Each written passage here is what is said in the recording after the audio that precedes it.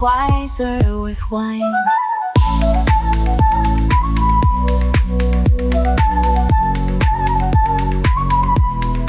Wiser with wine. Keeping it real, one pour at a time. This is Wiser with Wine. Welcome to Wiser with Wine, everybody. Today we have a lovely guest in the studio, a dear friend of mine. I won't say old. I always say that, old friend. It always makes me look old. But Tina, we've known each other about 13 years now. Is that right? Yes, I think so. Yeah, and I'm just trying to recall how we met. Through our husbands. Through our husbands, yes, that's right. So they were in business for a little bit together, were they? Yeah, I think at the time they were working separately, but then they had gone into business later. Yes.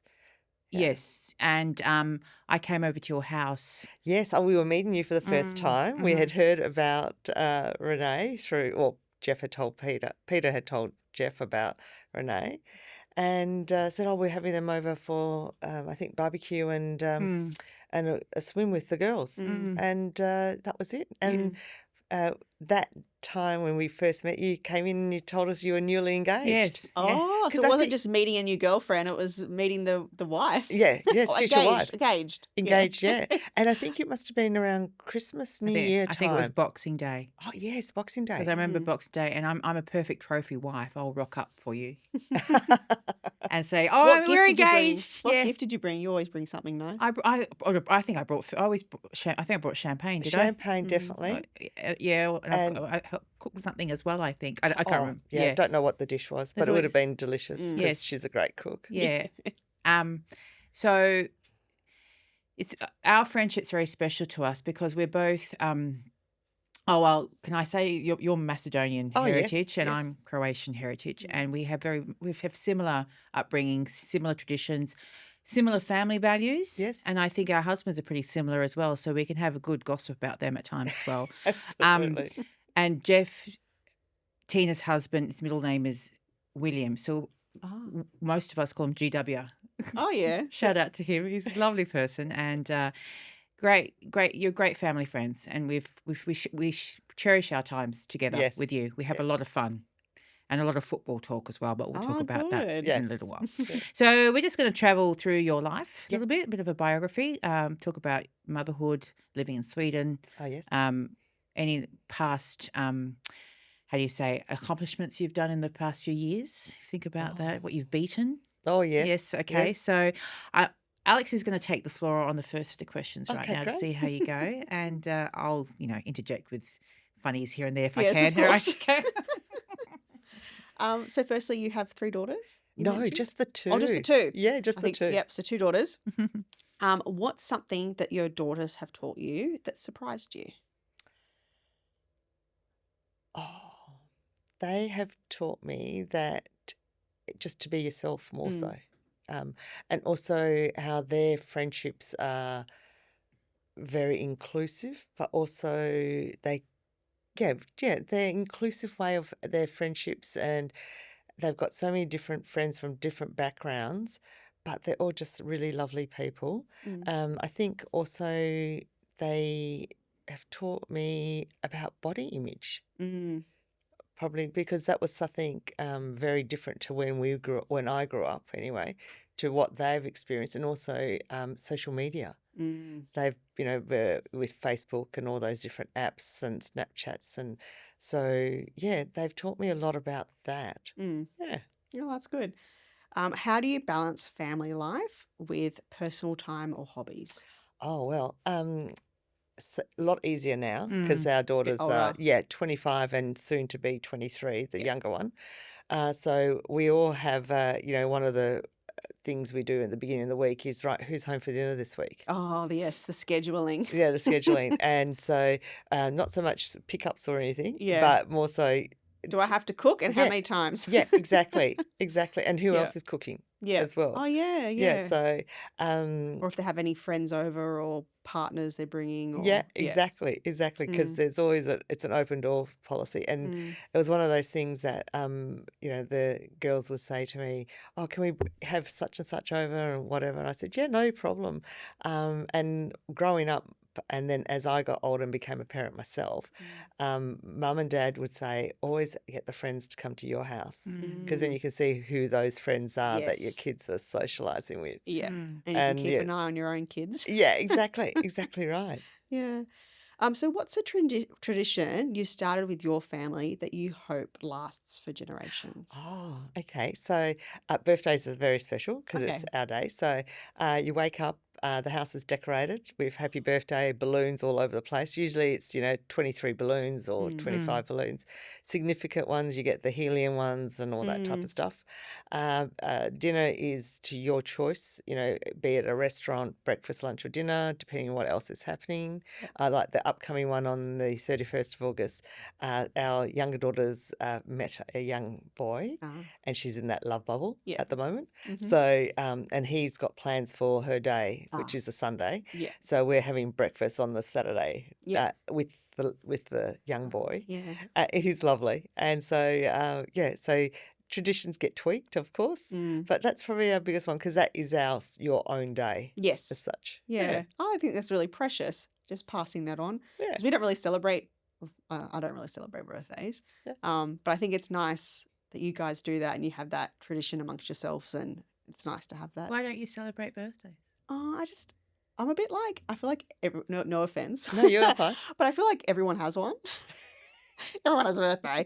And I'd much rather, I feel like the emphasis should be on, like, if someone accomplishes something or something does something, then we should really, like, celebrate those achievements more. Because I feel like birthdays, you get, like, the balloons and the dinner and the friends, but, like, you might achieve something and it's just kind of like, I don't know. I would swap it the other way around. I think Alex is a bit younger than us, T. 'Cause I just think of the alternative. Yeah. What's the alternative to a birthday? Because I'm a huge birthday. Like, I love. That's my special day. If that makes sense. I'm doing what I want. Yeah, I do what I wanted that day. and for years, I never worked on my birthday. Yeah. Yeah. I would always, I remember working for a company and it was actually a Policy, holiday. you could have a day off. Yeah, that was your that's birthday awesome. leave. Yeah. Yeah. So it was fantastic. I did work 1 year on a birthday and I regretted it. Yeah. I felt terrible the whole day. Yeah. I'm never doing this again. I did only 1 year. Yeah. Yeah. I'm not running a restaurant on a Friday night when it's my birthday and I should be, out the back doing the shots. But yeah. So what's the most, I'm actually interested in hearing this because I had a boy first and then I have a girl. Yes. So I'm learning all things new about having a girl that's like so different having boys. So what's the most unexpected thing that's come up about raising girls that you weren't thinking about? Oh, I suppose how things evolve like through puberty and maturity, and then obviously the stark difference of when I grew up with my sisters, we had no social media. That was the biggest difference. And I suppose adjusting to, learn what those influences on from the outside that, are out from our family are not just their friends. It's, things that are the fashion trends, but more so because they're in their palm of their hands and, a certain way of looking and a certain way of doing your makeup and hair and all those type of things. Whereas, yes, we had that growing up, but not to the point that it's, you can't switch it off. You can't walk away. So We had to wait for the magazine to come yes, out. exactly. Like that month's Vogue or Cosmo. Marie Cosmo. Yeah, or Bazaar or whatever. And, younger. Bazaar, I remember that one. Yeah.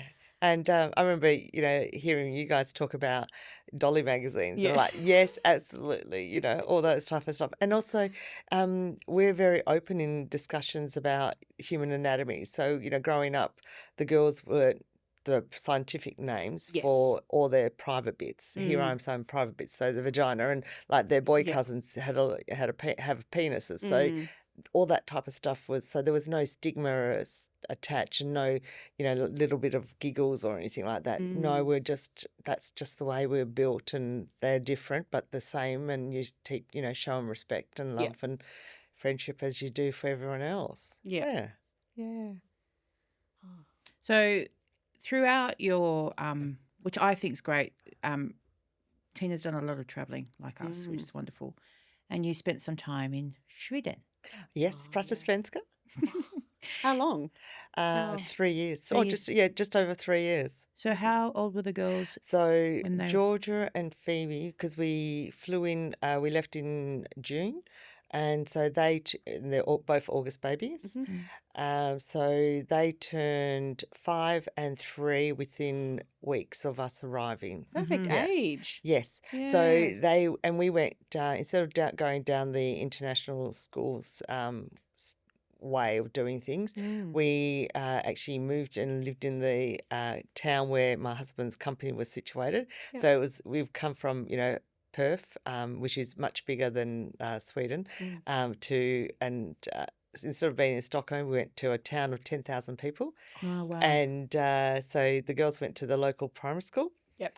And they were immersed with Swedish from day one. That's so cool. Yeah, so I think it took them just under 3 months, and they were fluent. Yeah. Amazing. As well as singing, because singing Of is one of the course. last things to happen when you're learning another language. Wow.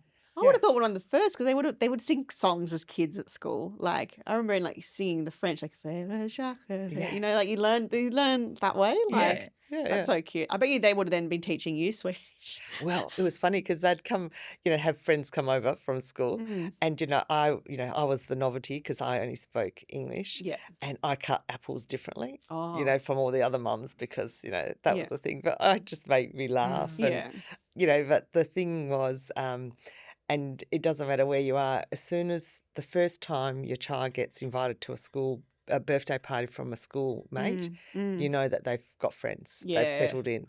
Yeah. So that happened pretty quickly. So it was, okay, great. They're settled. They've got friends, and everything's going to be fine. Yeah. Yeah. And So- 3 years, Yeah, 3 years is quite a long time. Yeah. Yeah, absolutely. And so when we came back to Oz, Phoebe, our youngest, came to a first English-speaking school. Oh, Wow. of course. So whereas Georgia, the eldest, did pre-kindy, kindy, and half of pre-primary, and then we left. So, and I remember talking to one of the mums who was a school psych, and I asked her, are we doing the right thing? Because going to an all Swedish school and only speaking Swedish, and just thinking, should we do international school? And first thing Joe said to me, does Georgia have any learning difficulties? Has it been picked up? And obviously through kindy and prep, they would have things like that become obvious. I said, no, why? She goes, oh no, she'll be fine then. And it's excellent for code switch, learning another language. Yeah, It's really, exactly. Yeah, it's great. Exactly. And I think before age 5, the more languages we're exposed to, the better it is for our brains. Definitely. Yeah, definitely. Yeah. So now today, the girls don't know any Swedish. And we've got, good old family videos of them speaking Swedish that's to their so friends, funny. turn around and speaking English to, Jeff and I. Yeah. Yeah. And it just one after the other. Yeah. But it was great culture because culture is very different. Fortunately, our daughter's blonde hair, blue eyed, so they fitted in with everyone else. And there was lots of Swedes that aren't blonde hair, blue eyed, lots of brown hair, brunettes, and green and brown eyes, sort of thing. But that wasn't a barrier at all. But culturally, there are some differences, and you don't think that. I mean, yeah. So if you think about your time in Sweden, is there anything that you miss? I miss, because even though we have a Macedonian heritage, my parents both grew up as Belgalski children, which were children affected by the civil war in Macedonia at the time. So the Red Cross removed them, and Mum and her 2 siblings, because her mother had passed away and her father was out fighting a war, went to Czechoslovakia or Czechia, and that's where they were like orphans, and that's where they did all their schooling and university studies. And my dad, same thing.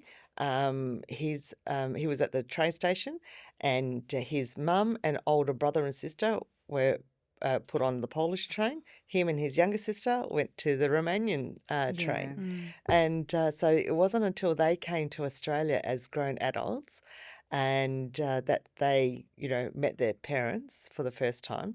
So that tradition that and the cultures that you have with the Easter, the baking and the Christmas baking and the fasting for all these different religious holidays that you have throughout the year, we didn't have any of that growing up because my parents didn't have it. So, coming across different families of those, of Macedonian culture or Croatian or Serbian, we learnt from them, and found out those things. And Yeah. even I remember the Macedonian that apparently I speak is textbook, Oh, whereas okay. because that's what my parents learnt. They didn't have Yeah. their parents to teach them or their the little village life because they were in orphanages. So and part of the program with the orphanages that they these governments said yes, we'll teach them their first language plus the language of this country they're in. And so mum and dad were fluent in 5 languages Wow. by the time they came to Australia. Mm. And I remember because obviously those countries were communists at the time. And I remember mum saying that, yes, Russian was going to be the dominant language in the world. Whereas, and we learnt English, but not really much. Yeah. Yeah. So you picked up customs and lifestyles in Sweden as well? Yeah, so because everything, there's, midsummer ceremonies, there's, even the Christmas tree, because you have a real life tree in your Right. house. And there's certain times of day of the leading up to Christmas that you actually get the tree, you decorate it, you bake particular cookies and cakes and have lots of different drinking games with those type of things. And then once Christmas is over, there's a day that you throw the Christmas tree outside your front door. Literally, you just throw it out. You dismantle all the decorations Yeah. and you just throw it out. And there is someone that comes and collects them. So, yeah, all those type of things. And then while we were over there, we would then celebrate Anzac Day and Okay. Oh, Boxing great. Day and AFL Grand Final days yeah. and things like that. And even though it was winter, we'd have a barbecue, and yeah. So and then also because they do their school holidays in sections so that everyone's able to get to the ski fields, whereas and everyone's got a week in the ski fields. So they do things very differently to us. But I suppose they're a smaller country, less population, and yeah. But Sweden definitely leads the world in a lot of things, like education, health system, Exactly. all So way many of life. engineers. Yeah. So many engineers. Yeah. So many different technologies that we use today is what has been invented. I think because the biggest thing for us was winter was dark. Like at 3 o'clock in the morning, wow, in the okay. afternoon, it was pitch black. And that's why we had always tea lights, in the windows and to lighten up the house. Yeah. And when there was no snow, it was really gloomy. Gloomy.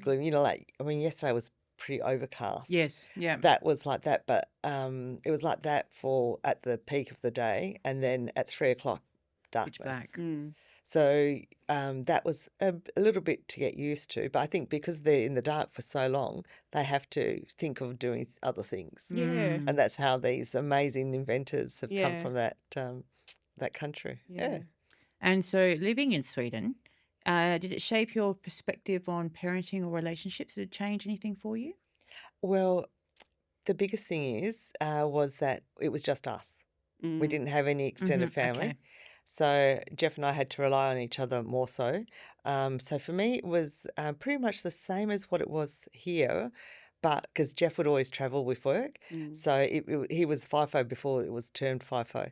So probably, 2 to 3 weeks out of the month, he wasn't home Monday to Friday. So that was here in Australia. So then in Sweden, within us landing, I remember I got to know the removalists really well because they're the ones unpacking our furniture that arrived from Australia, because my husband, he wasn't here when we packed up the house. Yeah. He wasn't there when we were unpacking the house back in Sweden, sort of thing. So it was just the norm. And even when we moved back to Australia, we had, he wasn't here either, He was here, but not in Australia. Tina was Jeffless. Yeah, I was Jeffless. That's actually a good way of saying it. Yeah. Yeah. So, but I was Jeffless for a long time because that was his work. He was always traveling, and it was just one of those things. Yeah. And but the biggest thing was it didn't matter where we were or what we were living in. Home was what we made, where we were together as a family unit. That's what made us our home. Yeah. Yeah. Oh, Because the house was very different to an Australian way of living. Yeah. So we like to talk food and wine a lot, yes. right? Okay, so just tell me, what do they drink in Sweden over Christmas? Do they drink Out of it. And it- snaps. snaps Yeah. and Out of it. out of it? It's Okay, digestive. digestive. And did they have any warm? Oh, yes. Is it Glug. glug. Yeah, glug. Oh, Okay, glug, very yeah. nice. Sounds. Yeah, sounds I think it's just, spelled Klugg. Yes. Yes. All right. Oh, okay. I have heard about this. Yes. Yummy. Yeah. Mm. Yeah. So that's what they drink over there. So, is there anything that you still crave? Any food that you crave from Sweden that you can't get in Australia?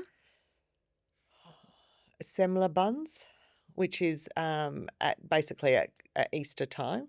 There's a particular cake that they make to celebrate leading up to Christmas. I suppose similar to, is it Shrove Pancake Day here or Pancake Okay. Day? Yeah. Yeah, so similar time of year. I could probably bake it, but I've never been a baker, and it was a case of you can't really get that here. What other foods? Did they eat venison? Yes, Yeah. they do. They eat their game. Yeah, They a lot of gamey food. Gamey foods. But nothing really out of the ordinary.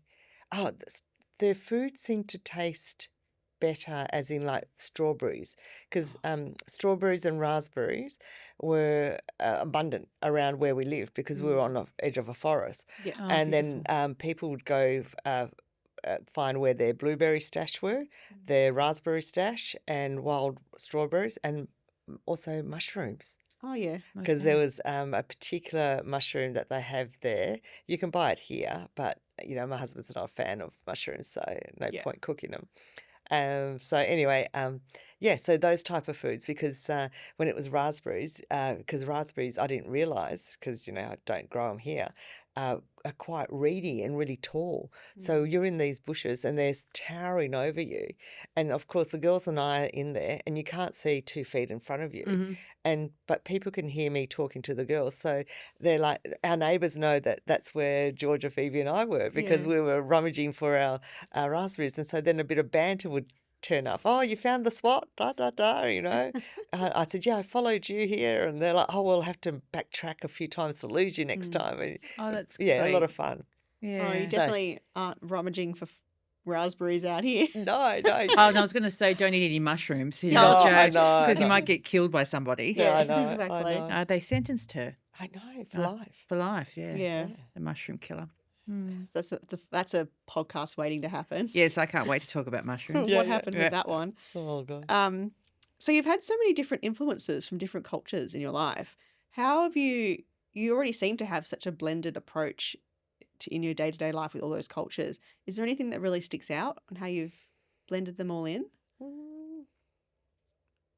I think Do you still crave raspberries and foraging for strawberries? it's a lot easier to get them these days, Yeah. except you have to pay for them. Yeah. I'm usually frozen from California. No, I didn't say that. So, No, I don't think there's anything that craves. I think there's the singing that goes along with all the drinking games. They're a lot Ah, of fun. That's fun. That is fun because the voices get louder, and I'm tone deaf, so I can't sing to save myself.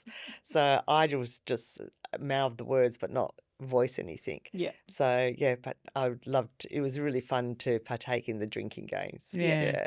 And that was especially like at midsummer that we would do that. Mm.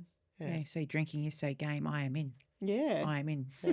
I think I've got the verse booklet at home still. Oh wow! Yeah. That's how organised they were. Oh yes, it's a serious business. Yeah. Mm. We're here to eat and drink a lot Yeah. and sing a lot too. Yeah. Oh, wow. Yeah. There you go. And the kids are all involved, not in the drinking, No. but with the food and that goes along the way. Yeah. Yeah. I was going to ask, is there anything that your daughters do now that is kind of like a nod to their time in Sweden? I suppose cinnamon scrolls, Yeah, because okay. they call it kottbullar. Ah. So yeah, that's Mm. something that they would do. Yeah, but sadly, one of my daughters is now gluten free, so she Ah, can just yes, smell they- the cinnamon, Yeah. but doesn't eat them. Can't Yeah. partake. Mm. No. And what's one value that the Swedish people have that you wish that we would adopt here? Hmm.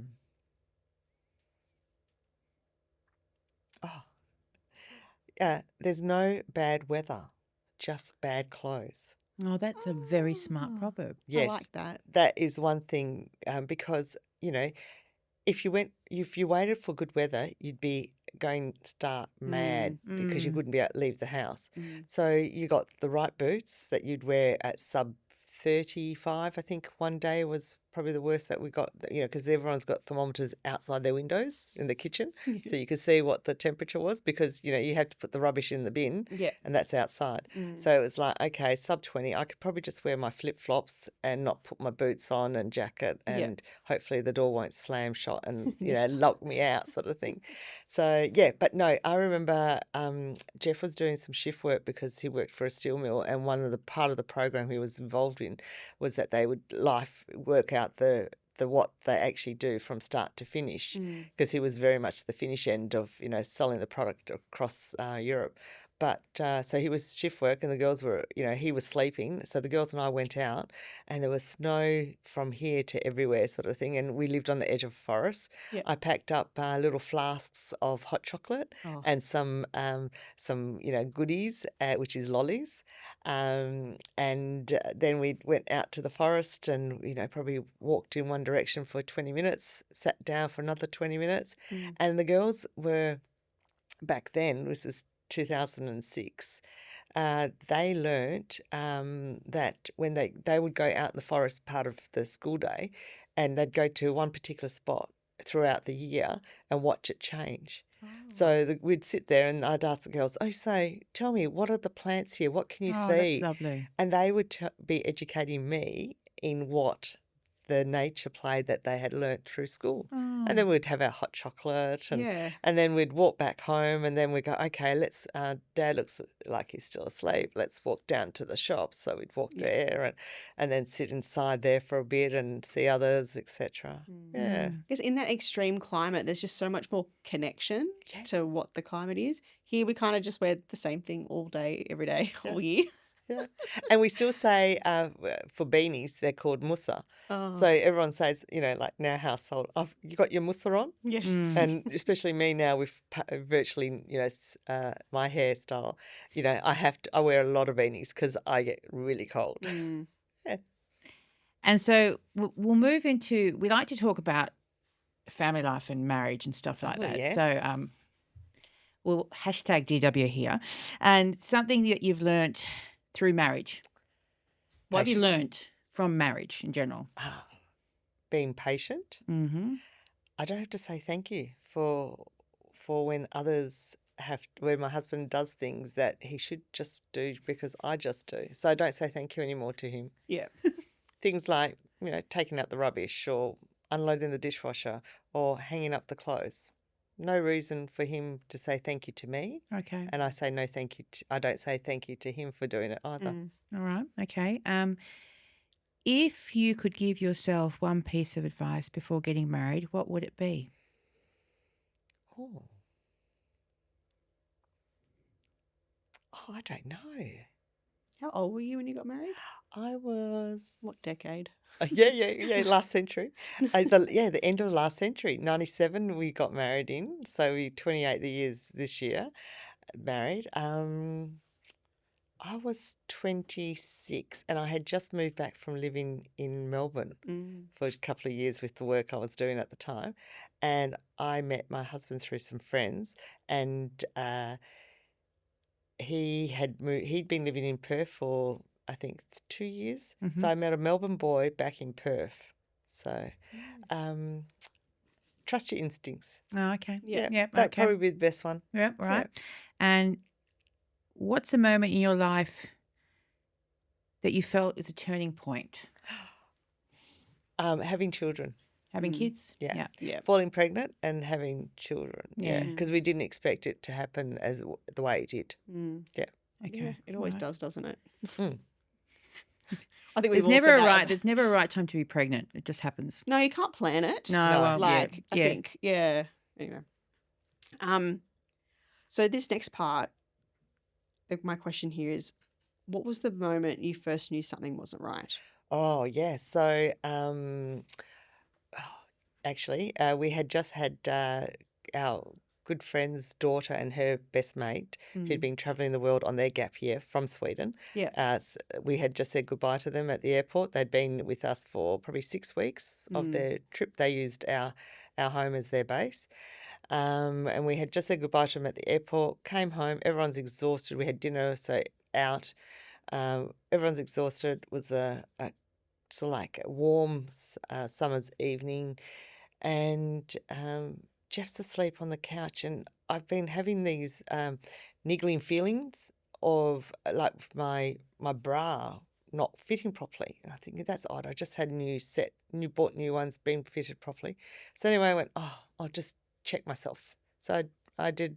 It was that niggling feeling with my bras not feeling right and just not sitting right, and they're always on one particular side lifting. And sure enough, I did a examination, and I found a lump. And then I woke Jeff and I said, "Do you need to check this?" And he goes, "Yep, that's definitely not what's supposed to be there." And May I ask what it felt like? a frozen pea. Okay. I was just going to say, did it feel like a little Real- hard? Yeah, Yeah. yeah. So Frozen fortunately, pea is a great way to describe it. yeah. I think. My Yeah. GP had told me about it years ago, when you're self-examining, because she asked me, show me how you do it. Yeah. So, and she goes, yep, that's great. So if you're going to ever find anything, it'll feel like a frozen pea. Yeah. Okay. Yep. And I thought, gee, that wasn't there. And I had my mammogram. This was February 2023, and I had my mammogram October 2022. So, and So it not was long after. not long after. So a bit of backstory here. When I had my scare earlier in February, I wasn't going to tell Tina because I didn't want to burden Tina with the news. Like I didn't want to. And then Tina walks in and I'll just vomit everything out because that's it just comes out. And T, can you explain to the listeners what you said to me? Because I went ahead and I went to Breast Screen WA to make the booking or whatever booking to get my breast checked. But Tina said to me, "You do this." What do you do, T? First, you can't worry about it until you definitely know, but you need to get the appointments in place and follow through. I think that was probably. And you told me to go to my GP Yeah, straight away because go I to- didn't think to go to my GP. And forgive me for my, I don't know, I didn't think to go there. I thought to go to Breast Screen WA straight away, and I was fighting to get a point because I couldn't get a screening. No. So Oh, that's right. Because I know I saw my GP. I made my appointment online that night. Saw him the next morning. Rang work saying I've found something. I had a female manager, easy enough to say to overshare with her, and so then went saw my GP, and they then direct you and they open doors for you basically. Yeah. We're fortunate in our medical care that we have here. There's a lot of, people that say terrible things about it, and I'm sure they go through some terrible things and still do in the public system and the private system. But when something like that happens, I had no blockage. I just had doors opening, appointments being, you rang at the right time. I've just had a cancellation. Yeah. Everything just fell into the place. universe opens the doors for you. Yeah, exactly. And my GP had said to me, I don't think that, she goes, I can't tell you what it is, but whatever it is, I don't think I can remove it here. You're going to have to see a surgeon. Yeah. Okay. So I left seeing Dr. Stresner, my wonderful GP, with a referral to a female surgeon. And I just said, she said, oh, male or female? I said, oh, well, do you know anyone? She goes, this is who I've gone to. And I said, did you like her? She goes, yep. I said, I'll go to her. And then also to have a mammogram and ultrasound done and a biopsy. Yeah. So So what's the stages? So you go get a referral from the GP, then you go get a proper scan and actually determine or do a biopsy as well, do they? Yeah, biopsy, ultrasound and mammogram. Yeah. And I remember the day of the mammogram was our eldest daughter's graduation from university. Oh, goodness me. It's always on a special day, isn't it? Yeah. And it was like 46 degrees. Oh. And I was at this particular place in at Hollywood Hospital, and they had a medical emergency and the fire alarms were going. Oh, God. They had no idea of how to, shuffle us all out of this place. Yeah. Sounds like a retrograde moment. Yeah, it was quite funny. Mm. And I remember some of the radiologists, I think, just basically dropped tools and went out and didn't worry about the patients, which was quite funny, but, in hindsight, laughing, but not the right thing to do. Yeah. But so anyway, I did that, and I remember being there for the biopsy, and it's like a little cap gun Okay. going bang, bang, bang, and I love that smell of the cap gun smell. And Denham, the lovely specialist that was looking at this, doing the biopsy, said to me, "Oh, while you're here, I just want to take little samples of some lymph nodes just up here that I can see on the screen." I said, "Yeah, while I'm here, you just, whatever you see, just go for it." Yep. Anyway, it turns out that, yes, the lump was cancerous, and I had 3 lymph nodes also cancerous. Okay. So that happened in a very, from October to February. It's very quick. Yep. Yeah. And then you get a point to go to a surgeon, and or you start treatment. Yeah, or- so basically the surgeon then has a group of other specialists. So they have a radiologist, oncologist at the surgeon, and that'd be breast care nurses and physios, occupational therapists. They all meet Wednesday weekly, and they basically say, "This is patient Tina," Yeah. and go through. And so my surgeon would say, "This is, presented out this patient, no family history of breast cancer or any other cancers. This is what I propose to do." So then what happens is, if everyone's in agreement, because they're all reading my notes, my oncologist then I never met him, goes, "No, you need to do a PET scan.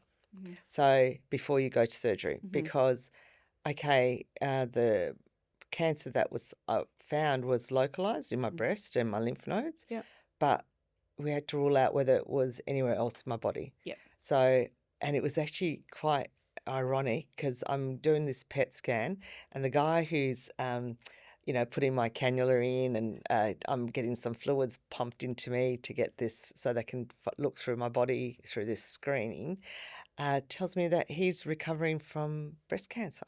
Oh, Wow. wow. So, yeah, because we always assume it's a female yeah. thing.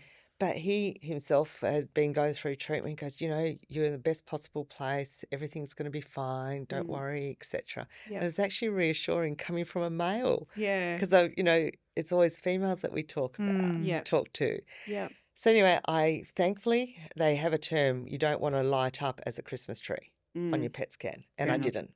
Oh, that's great. Yeah, so it was just localized in those 2 areas. And then I started surgery. Yep. Because to remove the lump and to remove the lymph nodes. Yep. Okay. Yeah, before any other treatments, as in chemo and then radiation. Yeah.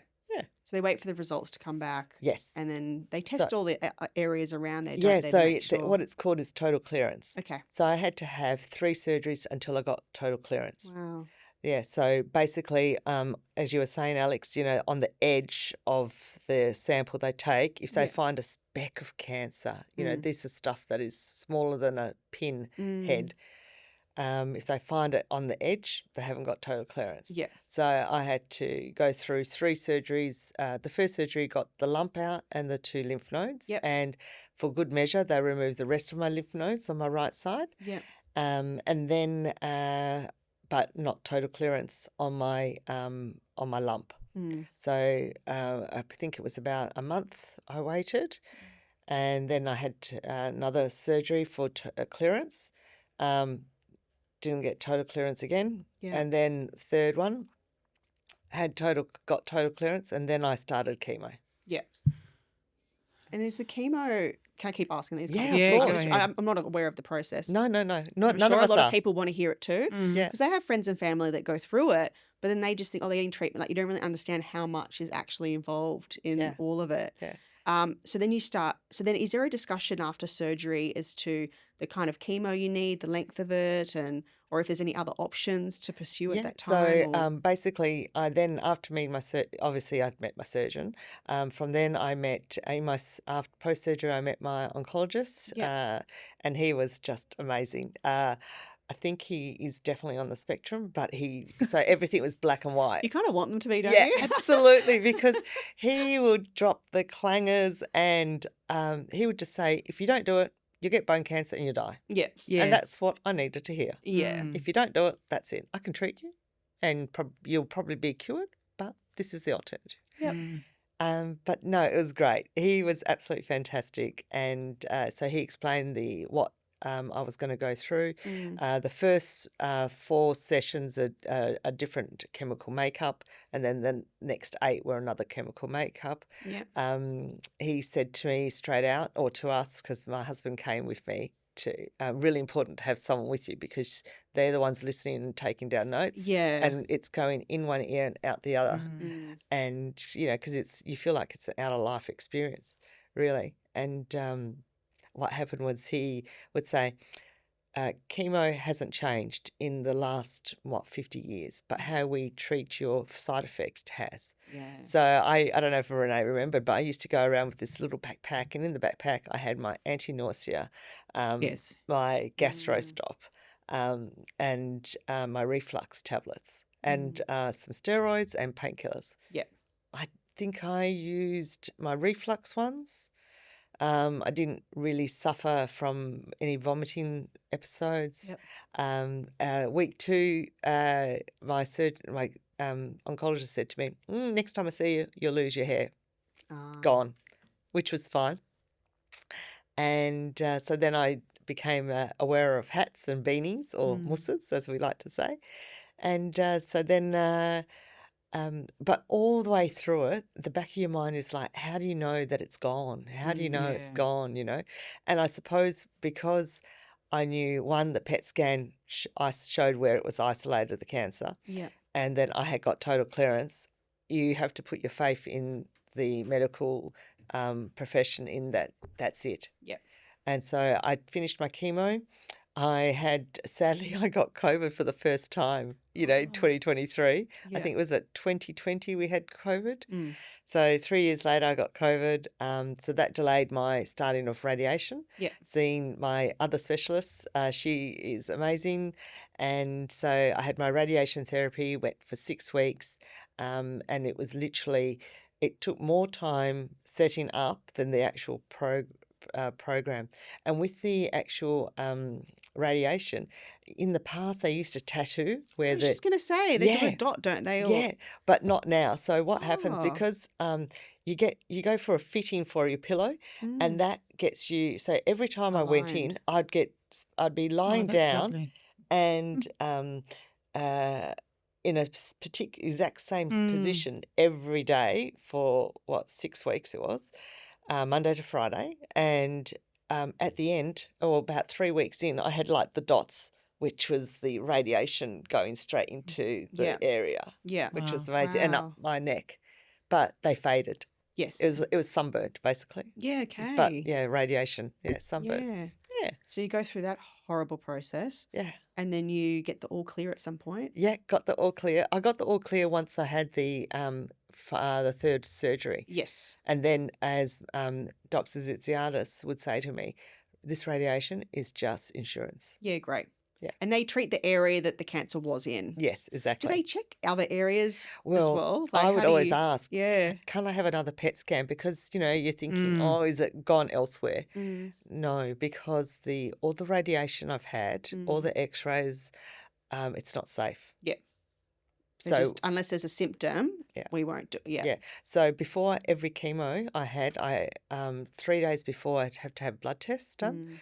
And those blood tests would say whether I could have my chemo on Friday. Okay. Because if my liver or kidneys were playing up, it was too dangerous. And there was one time I found out that I've actually got a gallbladder stone in my kidney, but it doesn't affect me. Yeah. Because there was a shadow, or there was something in the levels of my blood results. So I had an ultrasound for that on the weekend, and they said, do you have a family history of kidney stones or gallbladder stones? And I went, Yeah, I do. And they go, well, you've got a tiny one, and that's what's given us Yeah, okay. the reading for you in these bloods because it was my first one. But it's not blocking your ducts, so you're obviously in no pain Yep. at all. So Yeah. And so you got the diagnosis. Difficult talking to loved ones about it? Oh yeah, I was, as you know, I'm a one that gets Yeah. teary. Yeah. Happy news, sad news, Mhm, whatever, it doesn't mhm. matter. Yeah. Yeah, because it was really hard telling my mum. Mm. Yeah. So sorry, It's but all my right. It's all right. dad, because my dad, bless him, has dementia. Yeah. So telling him it didn't matter. It did matter, but because I voiced it, so I Yeah. know he knew. Yeah. Mm. But whether he comprehended, I knew he wouldn't. Mm. But anyway, so telling mum was hard because, at that time it was the early diagnosis. Mm. And she goes, oh, but you'll be okay. And you don't know if you are or not. Yeah. Yeah, but so anyway, sadly, at the second operation, just before that, mum had a stroke and died. Yeah, so this was February. Mum passed away in May, Oh. and then 3 months later, my mother-in-law passed away. That was a terrible, Yeah, it terrible was a 12 months. shitty year, absolutely shitty, shitty, shitty. Yeah. Mm. And telling the girls, Yeah. because obviously they knew what was going on because I was having Doctor's appointments. doctor's appointments, radiation. I could work from home anyway, but I was working more from home than I was going into the office. And then once the diagnosis, that biopsy, and then what happened was my results. I was supposed to see my GP, I think, on Wednesday morning, and the surgeon's officers rang me and said, "Oh, can you come that Wednesday, but in the afternoon?" So the results had gone to both my GP and my surgeon. So my GP didn't actually tell me I had breast cancer. I was meeting the surgeon for the first time, and lucky I Wow. liked her because she then had to tell me that I had breast cancer. So Mm. Yeah. it was, I bypassed seeing my beautiful GP, and I Yeah. met this lovely lady who, was, she had to take a real deep breath. She goes, "So you haven't seen your GP yet?" Oh, so it's Well, Oh, so unexpected. new for hers okay. too. Yeah. So I have to give you this news. And I'm sitting there with my husband, and I'm like, oh my goodness, of Mm. course there was tears. Yes. But, she's like, "You'll be fine. We've got this." Yeah. And from that grain and the way she approached it, and that every other specialist that was in her team, and they still meet Wednesday weekly, and I knew I had to just basically trust the process Yep. and just walk the line. Yep. Mm. Trust the process. Trust the process. Yeah.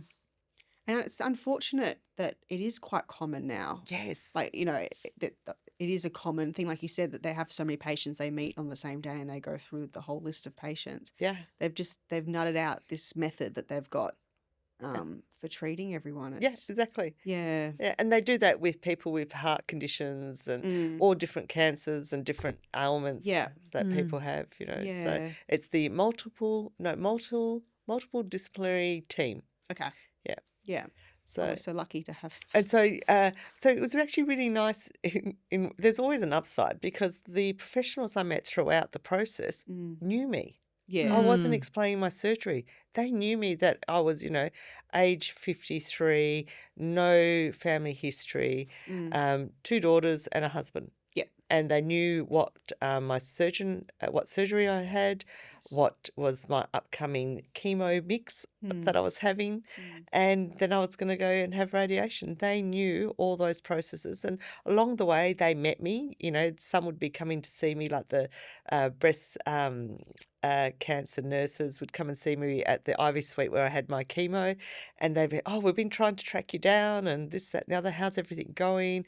And would you like to join us for a cup of tea? There's a certain support groups that are meeting." Mm. And you say yes to everything because you don't know, one, that whether if it's going to help or if it's not. And if there's people out there putting their time into doing things for people like me that they've never met, you have to Yep. oblige them and just try it. Yeah. Yeah. So in that process where you get support, who showed up for you who you wouldn't expect? Is there anyone that surprised you? Not one person actually didn't, but what surprised me was people were turning up with food. Mm. So if someone goes in for wisdom teeth and is a good friend of yours, bring them a meal. Yeah. Yeah. You know, that was it wasn't so much me because I didn't feel hungry because I was, just wasn't feeling myself at times. Not that from side effects of chemo, but there was the side effects I did was like my appetite was gone and things Yep. like that. Yeah. And I was really cold all the time. But, you know, the girls and Jeff, they still had to go to work, finish their studies, go Yeah. to work. So that extra stress of me being, it's not going to be here for Christmas. Yeah. It was all very real. Yeah. And I'm going through the process. So everyone's, I've got all that support around me, but who have they got? Mm. Yeah. Well, that's nice. See, food is the language of love. It's Yeah. great. Yeah. Yeah, it is. Yeah. It helps in so many ways. And what advice would you give to someone supporting a loved one through cancer? Never assume that they're doing well. Just Mm. be there for them, and don't ask a question, how can I help? Turn up with a plate of food, walk in the house, I'm just going into your laundry, I'm going to put the washing machine on. Yeah. Yeah. Oh, I see you got clothes out. Let me just check them, Oh, and just, be nosy. Go into their rooms. Oh, change their sheets, Yeah, little things. just the little things, Yeah. that act of kindness. Yeah. Means so much, doesn't it? Yeah. Mm. Yeah. I think we forget to do that sometimes. We become isolated because we don't live Yeah. in that little village, that Yeah. community. Where they could Yes. just literally poke their heads in. Yeah, exactly. Exactly right. Because everyone's going to the well to get water. Exactly. And so you've survived it. Oh, yes, Yeah. exactly. Are there any rituals or routines that you have adopted since your recovery? Medically, I need to do 2 things each year, which I have infusions for Zeldronic, which is vitamin D, Yep. and to stop me progressing to get osteoporosis. Mm-hmm. And then just my annual checks, mammograms, ultrasounds, and things like that. I have found that I lost my appetite with the tablets post-cancer treatment. I'm on these concoction of medications that I take. That's actually I'm not as hungry as I am, Yeah. Yep. and there's certain foods that I can't eat or drink. Yep. So that with these medications, and I learnt the hard way, thinking, oh no, surely I can't give up coffee. No, no. Oh. So basically, the only thing I really can drink is plain water. Okay. Wow, okay. Yeah, but every so often I'll because I've developed I can't tolerate milk very much now. Mm. So even like cereal, Yeah. I can't have milk with cereal. I could have dry cereal, but there's no fun in that. That being You said, know, ice Who wants cream. dry cereal? I used to have dry cereal as a kid. But Fruit Loops. I used to have Cocoa Pops. Oh, Do you know yes, Cocoa Pops? yes. Right. Oh no, wait. I used to have rice bubbles, but I would Yes. put Milo on it. Oh. Like, Oh. and I would just eat it dry. Oh, It's the I used to put weirdest thing. butter and jam on Wheat Pix. Oh, That is, I just think, no, that wasn't me, but that's yes. weird, but I can actually taste that, and I actually reckon it wouldn't be too bad. It's like a muesli bar. Well, I was ahead of my yeah, time. I'm sure of it. Oh, goodness me. So we're going to move into the last part of the podcast, so to speak, and do a bit of wine talk. Now, I know, because we used to be wine buddies, Mm. like we were bubble That's how girls, you weren't we? bonded. Where Yes. we Oh, I loved our still have, bubbles. I still have a bottle of my favourite in the fridge. Yeah, the Brunat. Yep. Yep. See, so T's always got a bottle of Brunat in the Yeah. fridge, and then she brings it to my house, and I drink it through a straw. Yeah. But in those days, is there any particular wine, meal, or sensory experience that brings great memories? I mean, you've travelled a lot. Is there any wine or any food experience that you'd love to talk about? Oh, well, when we travelled through Vietnam, just the amazing foods. Yeah. Absolutely. Yeah. You know, their food is so fresh and fragrant and tasty. Yeah. The way they use their spices and the Mm. crunch and the textures of their meals is just amazing. Yeah. Yeah. And, you know, it's just the simple things, and they just put it together and it just tastes wonderful. And What so else? effortlessly. Yes, and exactly. so quickly. And so fresh. Exactly. And that's what I love about like a Yeah, lot of so Asian fresh. cuisine. Yeah, exactly. They I make think it I have to look get so. some on the way home now. Yeah, We've been talking about food all We've day. been talking about food Alex all is hungry day, all and day. I'm like beyond starving. oh, you poor thing. You should have told me. Could have bought you a snack box. Also, I know, like, I was lucky enough to meet my brother-in-law's parents in Rome when we lived in Sweden. Oh, So, and Jeff was in the US with work. So the girls and I flew direct to Rome, which was amazing. Oh, wow. And it was because in Sweden, everything gets transported in because they Yeah. can't grow Mhm. capsicum or tomatoes or, Mm. you know, just things that we take for granted. Very Viking. yeah. Yeah, exactly. It's, you know, meat. Mm. And so we arrived and we met my sisters-in-laws, and Grace and Frank, bless them both, said, "What do you want?" to the girls. "What would you like to eat?" And they Mm. went, "Ice cream, pizza, and pasta." Yeah. Yeah, Oh, yeah, the fair enough. trifecta. And yeah, it was It's fantastic. the holy trinity of Yeah, it Italy. was. I Yeah. think. Yeah, it was. And then I was, I think, a bit of a unusual for me to come back from Rome or from Italy, and I had a bag of fresh vegetables and fruit. So I had magnificent peaches and Mm. nectarines and tomatoes that smelt like tomatoes. Yeah. Yeah. Anyway, every other Swede comes back from being overseas and they've got all this alcohol, because alcohol in Sweden is it's legislated by the government, and Yeah. you can only buy it Monday to Friday. I think it's 10 to 5 p.m. Wow. and on Saturday mornings till I think it's 9 a.m. to 1 o'clock. Mm. Yeah, you I could not live there. No. No. If you hadn't got your booze for the weekend, That was it. you were stuffed. Yeah. Yeah. Absolutely stuffed. Yeah. Yeah. So they laughed that I brought, a good. I could have brought 3 bags of, with alcohol in them because I was traveling with my daughters. You brought fruit and I veg. bought fruit and veg. Yeah. So we've got a new segment which is called Finish the Sentence. Oh, So basically, first thing that comes to mind, finish the sentence, as the name suggests, quite literal. We've got a few questions here to ask you, so we're going to fire with that. Ready? Yep. I will never listen to. James Rain. I will always believe in. Destiny. My favourite childhood memory is. Running and playing with my cousins. I'm always right when. I think I am. My husband has the greatest. Knowledge. He knows me so well. Yeah. Yeah. I'll always shop in person for. Bras. Bras. Yeah. Carlton Football Club must. Is my must. Yeah. Yeah. I bleed blue. Yep. My favourite food in winter is. Soup. My favourite TV show growing up was. Happy Days. Mm. I would love to have dinner with. Oh. Barack Obama Mm. and Michelle, Mm-hmm. his wife. And God. My favourite location in Perth is. The beach. Beach. I wish I had travelled to. Oh. Peru. Oh, that's a good one. My 16-year-old self would never. Never think I was here. My favourite meal to cook for my family is. Oh, Thai green chicken curry. Yeah, it's Oh, pretty yum. good too.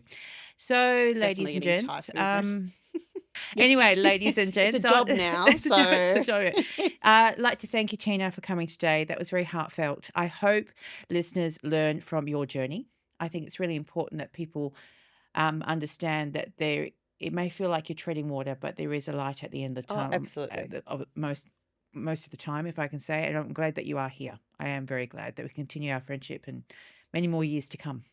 So, ladies and gents, that's it. Thank you so much. Have a Thank wonderful you. week. And thank you for having me both. Lovely to meet you, Lovely Alex. to meet you. See you Hope to have you again soon. See you soon. Maybe we'll have a drinking night. Oh, yeah, definitely. See you soon. See ya. Till next Thank week. you. Bye. Bye.